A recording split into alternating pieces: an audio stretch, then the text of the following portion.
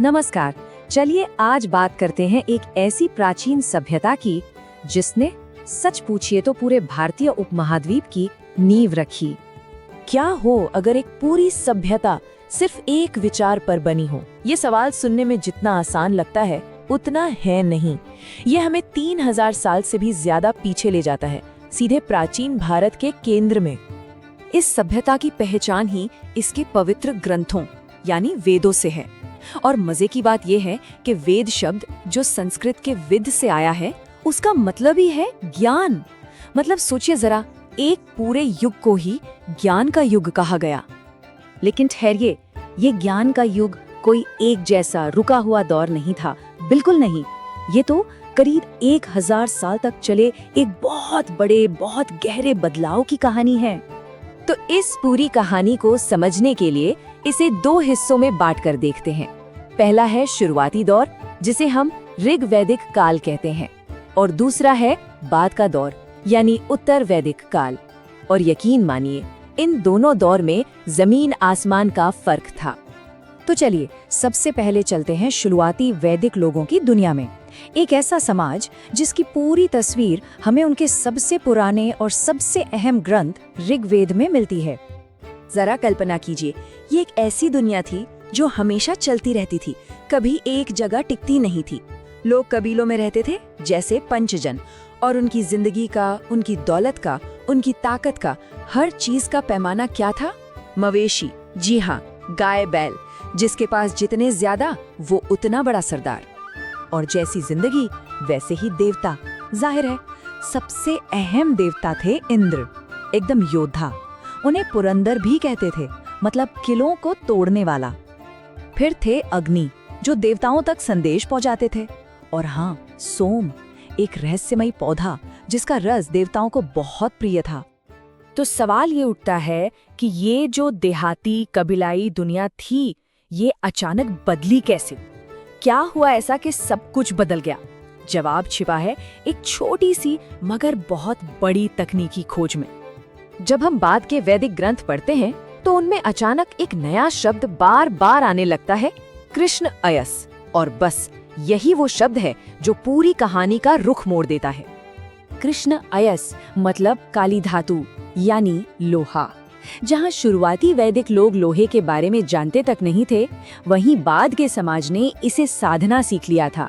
और इस एक खोज ने सब कुछ, सच में सब कुछ बदल कर रख दिया। और ये बदलाव कैसे हुआ, इसकी पूरी कहानी यहाँ दिखती है। ये एक डोमिनो इफेक्ट जैसा था। सोचिए, लोहे की कुल्हाड़ियों से घने जंगल साफ होने लगे, फिर लोहे के हल से कठोर जमीन पर भी खेती मुमकिन हो गई। नतीजा, पहले से कहीं ज्यादा अनाज।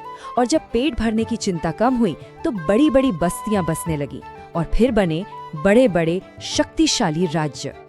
और इसी के साथ हम आ पहुंचते हैं उत्तर वैदिक काल में, एक ऐसी दुनिया जो पहले से बिल्कुल अलग और कहीं ज्यादा जटिल थी। तो अब वो घूमने फिरने वाला कबीलाई जीवन खत्म हो चुका था। लोग अब जनपदों यानी राज्यों में बस चुके थे, और अर्थव्यवस्था का आधार मवेशी नहीं बल्कि खेती और जमीन बन चुकी थी।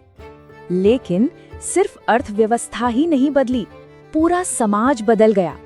जहां पहले राजा की शक्ति पर सभा और समिति जैसी संस्थाएं अंकुश रखती थीं, अब राजा ही सब कुछ था, वो सर्वोच्च शासक बन गया। और समाज में अब ऊंच नीच की एक कठोर व्यवस्था बन गई।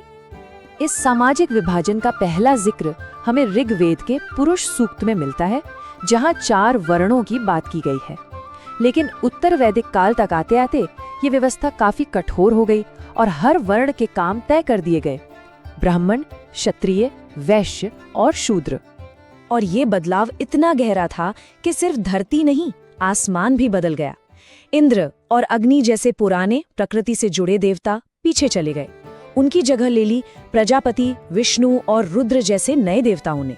और पूजा पाठ का तरीका भी बदल गया। अब धर्म का केंद्र बन गए थे बड़े बड़े जटिल यज्ञ, जैसे अश्वमेध यज्ञ, जो असल में राजा की ताकत का प्रदर्शन हुआ करते थे।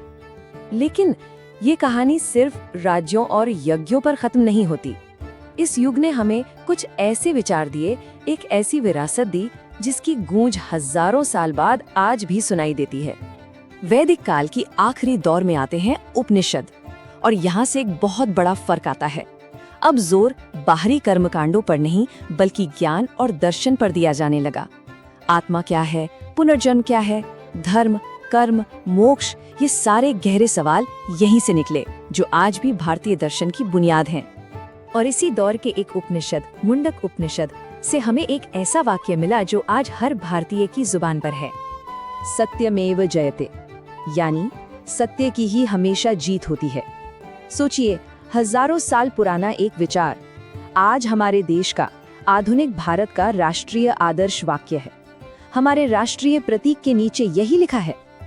और ये बात एक बड़ा सवाल छोड़ जाती है, इस ज्ञान के युग के और ना जाने कितने विचार हैं जो आज भी हजारों साल बाद हमारे समाज को, हमारी सोच को और हमारे जीने के तरीके को आकार दे रहे हैं। शायद हमें पता भी नहीं चलता।